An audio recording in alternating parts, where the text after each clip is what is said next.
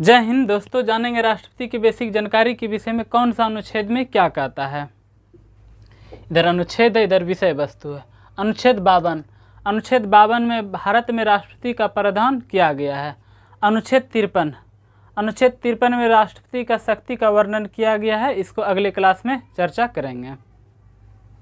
अनुच्छेद 54 राष्ट्रपति का चुनाव प्रत्यक्ष रूप से नहीं होता, यानी जनता सीधी राष्ट्रपति के चुनाव में भाग नहीं लेता है। राष्ट्रपति का चुनाव अप्रत्यक्ष रूप से होता है। जनता द्वारा चुने गए प्रतिनिधि ही राष्ट्रपति के चुनाव में भाग लेते हैं। संसद के दोनों सदन के सदस्य, लोकसभा के सदस्य और राज्यसभा के सदस्य और राज्य की विधानसभा के सदस्य भाग लेते हैं। विधान परिषद के सदस्य भाग नहीं लेते हैं। ये भी पूछा जाता है कि राष्ट्रपति का चुनाव प्रत्यक्ष रूप से क्यों नहीं होता है। तो प्रत्यक्ष रूप से होने का मतलब होता है राष्ट्रपति देश का सुप्रीम हो जाता। राष्ट्रपति अगर प्रत्यक्ष रूप से होता है, देश का सुप्रीम राष्ट्रपति हो जाता। और प्रत्यक्ष रूप से चुनाव में खर्च भी ज़्यादा पड़ता, इसलिए राष्ट्रपति का चुनाव प्रत्यक्ष रूप से नहीं होता है। राष्ट्रपति चुनने का मतलब हो जाता है प्रधानमंत्री को कंट्रोल करने के लिए राष्ट्रपति और लोकसभा को कंट्रोल करने के लिए राज्यसभा को नियुक्ति किया गया है। किसी एक व्यक्ति के हाथ में टोटल शक्ति नहीं दिया गया है। प्रत्यक्ष रूप से जो चुनाव होते हैं वो पंचायत चुनाव होते हैं, नगर निगम का चुनाव होते हैं और लोकसभा और विधानसभा का चुनाव प्रत्यक्ष रूप से होता है। और प्रत्यक्ष रूप से जो चुनाव होता है वो राष्ट्रपति का होता है, उपराष्ट्रपति का होता है, राज्यसभा का होता है और विधान परिषद का अप्रत्यक्ष रूप से चुनाव होता है। अब आते हैं अनुच्छेद 55 में चुनाव का तरीका। राष्ट्रपति चुनाव में कौन कौन भाग लेते हैं। राष्ट्रपति चुनाव में संसद के दोनों सदन के सदस्य, लोकसभा के सदस्य और राज्यसभा के सदस्य भाग लेते हैं और राज्य के विधानसभा के सदस्य भाग लेते हैं। देश में विधानसभा की सदस्य 4033 है, यानी देश में टोटल एमएलए की संख्या 4033 है। लेकिन हर एक एमएलए की वोट का वैल्यू प्रत्येक राज्य की अलग अलग है। अगर उत्तर प्रदेश एक एमएलए का वोट का वैल्यू 208 है, बिहार का एक एमएलए का वैल्यू 173 है, सिक्किम का एक एमएलए का वैल्यू 8 है। तो जिस राज्य का जनसंख्या ज़्यादा उस राज्य का एमएलए का वोट का वैल्यू ज़्यादा। उत्तर प्रदेश का जनसंख्या ज़्यादा है तो वहाँ एक एमएलए का वोट का वैल्यू ज़्यादा। अगर किसी राज्य का हम वोट का वैल्यू निकालेंगे तो एक एमएलए का वोट का वैल्यू तो जनसंख्या पे उस राज्य का जनसंख्या और टोटल एमएलए इस पे रख देंगे, उस राज्य में जितना एमएलए है इंटू 1/1000 कर देंगे। और 1971 का जनसंख्या रखेंगे, जिस भी राज्य का जनसंख्या रखेंगे तो 1971 का जनसंख्या रखेंगे। 1971 का ही क्यों लिया गया है। 1971 पूर्वी राज्य और साउथ के राज्य में कुछ विवाद था जनसंख्या को लेकर, इसलिए 1971 का लिया गया है। टोटल एमएलए वोट का वैल्यू होता है 5,43,231 होता है। सांसद की सदस्य सांसद 776 है, टोटल नंबर ऑफ सांसद 776, जिससे लोकसभा का 543 और राज्यसभा का 233। और टोटल सांसद का वोट के वैल्यू है 5,43,200। अगर एक सांसद की वोट का वैल्यू बात करें तो 700 होता है, यानी एक एमपी का वोट के वैल्यू 700। टोटल एमएलए वोट का वैल्यू यहाँ पे टोटल 5,43,200 इस पे रख देंगे, टोटल एमएलए के वोट का वैल्यू और टोटल एमपी 776। तो एक एमपी का वोट का वैल्यू आ जाएगा 700। एमएलए प्लस एमपी का वोट का वैल्यू मिला के 10,46,341 वोट्स हो जाता है, जिसमें इतना में से 51% जिस भी व्यक्ति को आएगा वो राष्ट्रपति बन जाएगा। अगर मान लेते हैं राष्ट्रपति के कैंडिडेट में 4 कैंडिडेट खड़े हो गए हैं, किसी को पूर्ण बहुमत नहीं मिला, ए को मिला 40, बी को मिला 35, सी को मिला 15 तो डी का मिला 10, तो क्या होगा। उस कंडीशन में राष्ट्रपति का चुनाव पुनः होगा नहीं, पुनः नहीं होगा। डी वाले को हटका दिया जाएगा। डी में 10% था तो इसको मिल गया 4%, इसको भी मिल गया 4%, इसको मिल गया 2%, इसका कितना हो गया 44%, इसका हो गया 17%, इसका हो गया सी को हो गया 17%। अब इसको भी पूर्ण बहुमत अभी भी 51% नहीं मिला है, इसको भी हटका दिया जाएगा। इसको भी हटका दिया जाएगा, इसको मिल जाएगा यहाँ पे 17% हो गया, इसको मिल जाए, इसको एक क्रम में 7%, इसको मिल जाएगा 10%, इसका हो गया, ए का मिल गया 51%, 51%, ए चुनाव जीत गया। इसी तरह राष्ट्रपति का चुनाव होता है। अनुच्छेद 56, अनुच्छेद 56 में क्या होता है? अनुच्छेद 56 में राष्ट्रपति का कार्यकाल के विषय में किया गया। राष्ट्रपति का कार्यकाल 5 सालों तक होता है। ये भी क्वेश्चन पूछा जाता है, राष्ट्रपति का कार्यकाल कब से होता है? जब से नॉमिनेशन किया तब से, या जब से चुनाव जीता तब से, या जब से शपथ ग्रहण लिया तब से। जब से उन्होंने शपथ ग्रहण लिया तब से उसका कार्यकाल 5 सालों तक होता है। अनुच्छेद 57, पुनर्निर्वाचित राष्ट्रपति कितनी बार राष्ट्रपति बन सकते हैं? भारत के संविधान में आप जितना बार भी चाहें राष्ट्रपति आप बन सकते हैं, जितना बार भी चाहें। लेकिन भारत में डॉक्टर राजेंद्र प्रसाद के अलावा डॉक्टर राजेंद्र प्रसाद 2 बार राष्ट्रपति बने हैं। उनके अलावा अभी तक जितने भी व्यक्ति राष्ट्रपति बने हैं सब एक ही बार बने हैं। अमेरिकी संविधान के अनुसार एक व्यक्ति 2 ही बार राष्ट्रपति बन सकता है। अमेरिका में एक व्यक्ति हुआ था रूसवेल्ट नामक, वो इतना फेमस हो गया, इतना चर्चित हो गया, 1933 में चुनाव जीता, फिर 1937 में चुनाव जीता, फिर 1941 में चुनाव जीता, फिर 1945 में चुनाव जीता। 4 बार चुनाव जीत गए। 3 टर्म पूरा किया, चौथा टर्म में वो चल बसे, यानी उनकी मृत्यु हो गई। तो राष्ट्रपति उपराष्ट्रपति जो होता है वो राष्ट्रपति बन गए। तो 1951 में सबके सहमति से एक प्रस्ताव आया कि सबको मौका मिलना चाहिए, सबका अपना भविष्य, सबको मौका मिलना चाहिए। इसलिए वहाँ पे 1951 एक संविधान संशोधन किया अमेरिका में कि एक व्यक्ति 2 ही बार राष्ट्रपति बन सकता है। अमेरिका में अगर अपने कार्यकाल के दौरान राष्ट्रपति मर जाता है तो उपराष्ट्रपति ही राष्ट्रपति बन जाते हैं पूरा टर्म के लिए, और एक टर्म काउंटिंग हो जाता है। भारत में ऐसा नहीं है। भारत में अगर किसी राष्ट्रपति का मृत्यु हो जाता है या तो रिजाइन दे देता है तो उपराष्ट्रपति राष्ट्रपति बन जाते हैं मैक्सिमम 6 माह तक। संविधान में साफ लिखा है 6 माह के अंदर राष्ट्रपति चुनने होते हैं। अगर 6 माह में राष्ट्रपति चुन के जो आएंगे वो राष्ट्रपति बन जाएंगे, और जो उपराष्ट्रपति राष्ट्रपति बने थे वो पुनः उपराष्ट्रपति बन जाएंगे, पुनः उपराष्ट्रपति बन जाएंगे। और जो नए राष्ट्रपति बनेंगे वो फिर वो अपने 5 साल तक कार्यकाल तक रहेंगे। भारत में 24 जनवरी 1950 को अंतरिम राष्ट्रपति डॉक्टर राजेंद्र प्रसाद को चुना गया। उस समय भारत गणतंत्र हो गया था।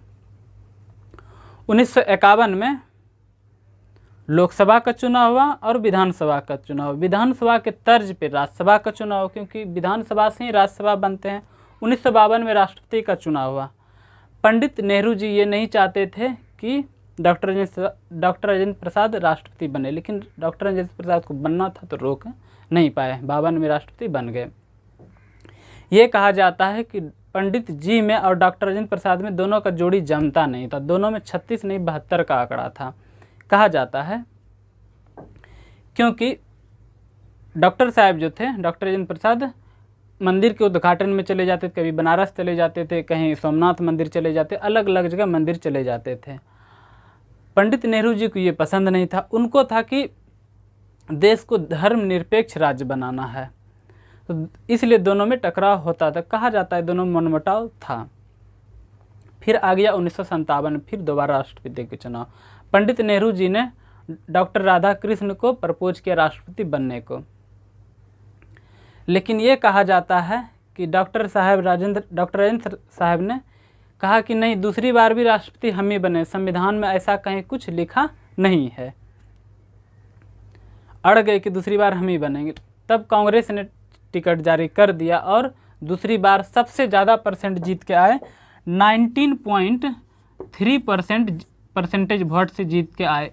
एक रिकॉर्ड है 99.3%, एक रिकॉर्ड है। एक मामले में चुनाव नहीं हुआ था। इनसे अभी ज़्यादातर कोई ला नहीं पाया है। जब 1957 में जब चुनाव जीत गए तब नेहरू जी के समर्थक कोई प्राइवेट बिल लेके आए कि अब कोई भी व्यक्ति 2 बार से ज़्यादा राष्ट्रपति नहीं बन सकता है। तो डॉक्टर राजेंद्र प्रसाद ने खुद आके कह दिया कि हमको राष्ट्रपति तीसरी बार नहीं बनना है, तो बिल का ज़रूरत नहीं पड़ा। नेहरू जी को ये डर था कि कहीं तीसरी बार ना बोल दे कि हम ही राष्ट्रपति बनेंगे, क्योंकि नेहरू जी के कंट्रोल में राष्ट्रपति था नहीं। अब आते हैं अनुच्छेद 58 पे। अनुच्छेद 58 में राष्ट्रपति चुने जाने की योग्यता, जब राष्ट्रपति नॉमिनेशन कराने के लिए जाते हैं तो उनकी योग्यता खोजता है। वह भारत का नागरिक हो, वह 35 वर्ष आयु पूर्ण कर चुका हो, लोकसभा सदस्य बनने योग्य हो, किसी के लाभ के पद पे ना हो, और उपराष्ट्रपति और राज्यपाल और मंत्रिपरिषद ये सब लाभ का पद नहीं माना जाता है, जबकि जो सरकारी विभाग में जॉब करते हैं वो सब लाभ का पद माना जाता है। अगर ये चारों है किसी के व्यक्ति में, तब तो वो राष्ट्रपति के लिए नॉमिनेशन जा कर के दे सकते हैं। ये चारों तो हमारे देश में लाखों नहीं करोड़ों के व्यक्तियों में मिल जाएगा। तो क्या वो सभी व्यक्ति राष्ट्रपति चुनाव नॉमिनेशन जाकर दे सकते हैं? नहीं, उनके लिए एक प्रक्रिया किया गया है। राष्ट्रपति चुनाव के लिए नॉमिनेशन के लिए 50 अनुमोदक 50 प्रस्तावक की ज़रूरत होता है, जो राष्ट्रपति चुनाव में वोटिंग करते हैं, यानी लोकसभा का सदस्य हो गया या तो राज्यसभा का सदस्य हो गया या राज्य के विधायक हो गया। 50 अनुमोदक चाहिए, 50 प्रस्तावक चाहिए अलग अलग। ये 1997 में प्रस्ताव पारित करके 50 अनुमोदक 50 प्रस्तावक का संशोधन किया गया। तो 1997 से पहले 1974 में 10-10 किया गया था। 10 अनुमोदक 10 प्रस्तावक। 1974 से पहले 2 अनुमोदक 2 प्रस्तावक। जो व्यक्ति राष्ट्रपति चुनाव में हजारों व्यक्तियों से वोट लेता हो, अगर 100 व्यक्तियों से अगर वोट दस्तखत नहीं करा सकता है तो वो राष्ट्रपति पद के लिए सीरियस उम्मीदवार नहीं होगा। पहले क्या था, जब 10-10 प्रस्तावक थे, 10 प्रस्तावक 10 अनुमोदक और 2 प्रस्तावक 2 अनुमोदक थे, तो राष्ट्रपति उम्मीदवार में 32 व्यक्ति खड़े हो जाते थे, 18 व्यक्ति खड़े हो जाते थे। उसमें एक बार क्या हुआ था, 9 व्यक्तियों को एक भी वोट नहीं मिला, तो उसके लिए भी कोई प्रस्तावक अनुमोदक तो दिया ही होगा, नहीं मिला। तो जो व्यक्ति दस्तखत दे के किए वो भी व्यक्ति वोट नहीं किए। तो इसलिए 1997 में प्रस्ताव पारित कर दिया कि 50 अनुमोदक होना चाहिए, 50 प्रस्तावक होना चाहिए, क्योंकि राष्ट्रपति का चुनाव मजाक ना बन जाए, इसीलिए। अब आते हैं अनुच्छेद 59। राष्ट्रपति पद के लिए शर्त 58 और 59 दोनों मिलता जुलता है। राष्ट्रपति के लिए जब कोई व्यक्ति नॉमिनेशन देने के लिए जाता है, उसको 15,000 रुपया जमानत राशि जमा करने पड़ते हैं, यानी आरबीआई में जमा हो जाता है। राष्ट्रपति जब चुनाव जीत जाते हैं तो ये 15,000 उनको वापस मिल जाता है। अगर कोई व्यक्ति टोटल वोट्स का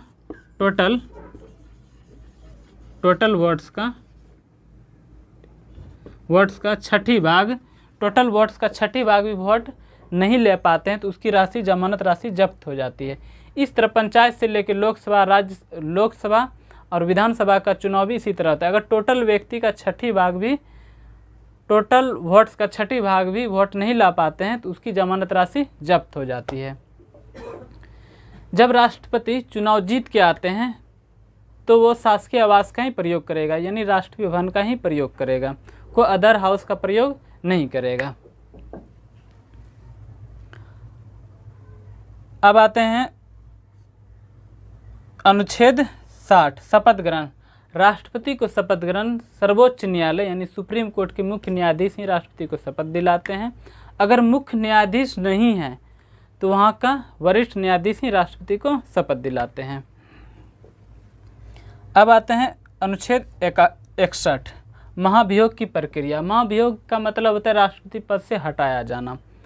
अगर राष्ट्रपति सभी प्रक्रिया के द्वारा राष्ट्रपति बन जाते हैं, अगर राष्ट्रपति संविधान का उल्लंघन करते हैं, संविधान का विपरीत कार्य करते हैं, तो क्या राष्ट्रपति पद को हटकाया जा सकता है? बिल्कुल हटकाया जा सकता है।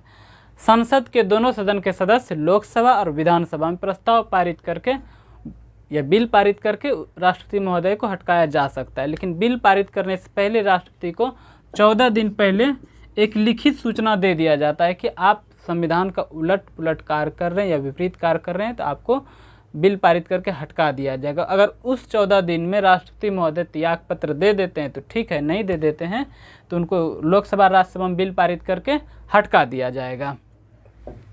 अब आते हैं अनुच्छेद 62, आकस्मिक रिक्तियाँ। अगर राष्ट्रपति पद के रहते हुए उनकी मृत्यु हो जाती है या तो वो त्यागपत्र दे देते हैं तो उस समय क्या होगा?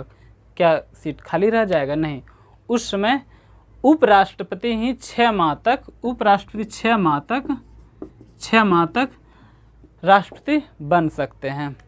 संविधान में साफ लिखा है कि 6 माह के अंदर अंदर राष्ट्रपति की चुनाव प्रक्रिया पूरा कर लेना चाहिए।